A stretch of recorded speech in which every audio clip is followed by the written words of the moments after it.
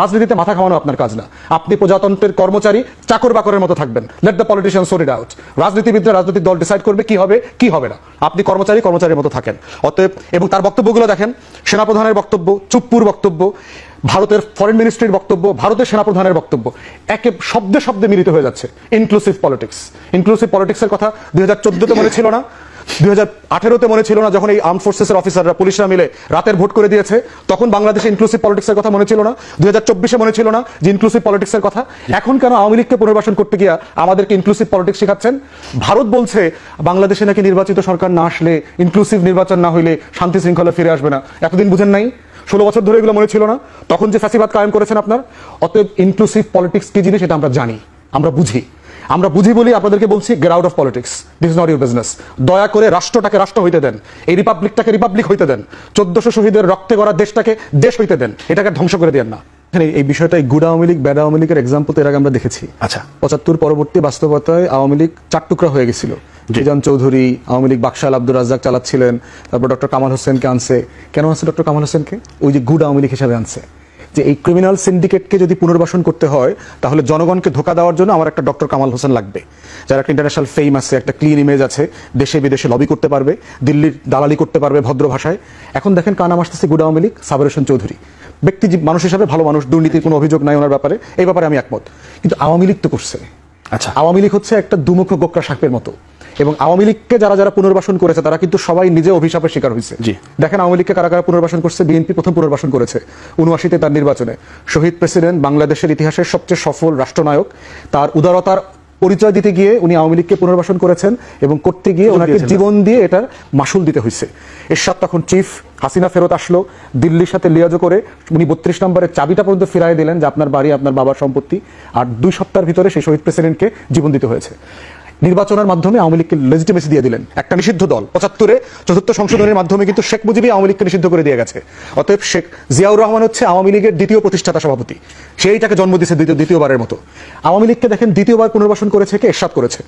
সে তাকে সংসদে নিয়ে আসছে, রাজনৈতিকভাবে পুনর্বাসিত হলো, সংসদে সে বিরোধী দল আকারে আসলো 86 সালে। সেই জাতীয় পার্টির অবস্থা কি হয়েছে? পিজা আর কেকের টুকরার মতো 6-7 টুকরা হয়েছে, খুঁজে পাওয়া যায় না এখন এই টুকরাগুলো কোথায়। রাজনীতি নাই হয়ে গেছে বাংলাদেশে তার। তৃতীয়বার আওয়ামী লীগকে পুনর্বাসন করেছে জামাত, 94, 95, 96-তে একসাথে আন্দোলন করে বিএনপির বিরুদ্ধে 173 দিনের হরতাল, জ্বালাও পোড়াও, হেন কিছু নেতা করে নাই। সেই জামাতকে আওয়ামী লীগ কি করছে? নাস্তানাবুদ করে দিয়েছে গত 16 বছরে। হাজার হাজার নেতা কর্মীকে গুম, খুন, হত্যা, নিপীড়ন, মিথ্যা মামলা, হেন কিছু নাই যা জামাত শিবিরের উপর করে নাই। চতুর্থবার আওয়ামী লীগকে পুনর্বাসন করেছে 111-এর সরকার। বাংলাদেশের দালাল ব্যুরোক্রেসি, বাংলাদেশের দালাল মিলিটারি অফিসাররা, আর্ম ফোর্সেসরা, গণমাধ্যমরা, সুশীল সমাজরা মিলে সেইখানে বাংলাদেশে আওয়ামী লীগ কি করেছে? গণমাধ্যমের টুটি চেপে ধরেছে, আমার সিভিল ব্যুরোক্রেসি নষ্ট করে দিয়েছে, মিলিটারি ব্যুরোক্রেসিকে নষ্ট করে দিয়েছে, রাষ্ট্রের প্রত্যেকটা কাঠামো ধ্বংস করে দিয়েছে। অতএব আওয়ামী লীগ হচ্ছে একটা অভিশপ্ত রক্তধারার নাম। অতএব যারা পুনর্বাসন করবেন তাদেরকে বলবো ইতিহাস থেকে শিক্ষা নেন। Coming back to the point of the military engagement, হাসনাতের বক্তব্য খুব পরিষ্কার।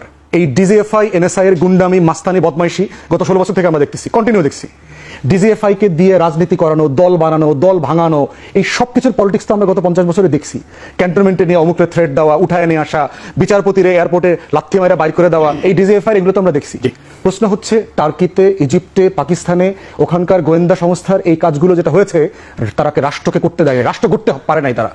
অতএব এই গণতন্ত্রের যাত্রা যেটা আমরা শুরু করেছি নতুন করে আবার গত অভ্যুত্থানের পরে, বাংলাদেশকে যদি আবার রাষ্ট্র বানাতে হয়, keep them out of politics. Arm ফোর্সেসের সিনিয়র লিডারশিপকে বলছি, গোয়েন্দা সংস্থাগুলোকে বলছি, for God's sake get out of the politics, this is not your business. ব্যবসা করা যেভাবে আপনার কাজ না, রাজনীতিতে মাথা খাওয়ানো আপনার কাজ না। আপনি প্রজাতন্ত্রের কর্মচারী, চাকর বাকরের মতো থাকবেন। Let the politician sort it out. রাজনীতিবিদরা রাজনৈতিক দল ডিসাইড করবে কি হবে কি হবে না। আপনি কর্মচারীর মতো থাকেন। অতএব এবং তার বক্তব্যগুলো দেখেন, সেনাপ্রধানের বক্তব্য, চুপ্পুর বক্তব্য, ভারতের ফরেন মিনিস্ট্রির বক্তব্য, ভারতের সেনাপ্রধানের বক্তব্য একে শব্দে শব্দে মিলিত হয়ে যাচ্ছে। ইনক্লুসিভ পলিটিক্সের কথা 2014-তে মনে ছিল না, 2018-তে মনে ছিল না, যখন এই আর্ম ফোর্সেসের অফিসাররা পুলিশরা মিলে রাতের ভোট করে দিয়েছে, তখন বাংলাদেশে ইনক্লুসিভ পলিটিক্সের কথা মনে ছিল না, 2024-এ মনে ছিল না যে ইনক্লুসিভ পলিটিক্সের কথা। এখন কেন আওয়ামী লীগকে পুনর্বাসন করতে গিয়া আমাদেরকে ইনক্লুসিভ পলিটিক্স শেখাচ্ছেন? ভারত বলছে বাংলাদেশে নাকি নির্বাচিত সরকার না আসলে, ইনক্লুসিভ নির্বাচন না হইলে শান্তি শৃঙ্খলা ফিরে আসবে না। এতদিন বুঝেন নাই? 16 বছর ধরে এগুলো মনে ছিল না, তখন যে ফ্যাসিবাদ কায়েম করেছেন আপনার। অতএব ইনক্লুসিভ পলিটিক্স কি জিনিস এটা আমরা জানি, আমরা বুঝি বলি আপনাদেরকে বলছি, gate out of politics, this is not your business. দয়া করে রাষ্ট্রটাকে রাষ্ট্র হইতে দেন, এই রিপাবলিকটাকে রিপাবলিক হইতে দেন, 1400 শহীদের রক্তে গড়া দেশটাকে দেশ হইতে দেন, এটাকে ধ্বংস করে দেন না। ধন্যবাদ। আসবো আপনার কাছে, আমি একটু যে সময় পাই।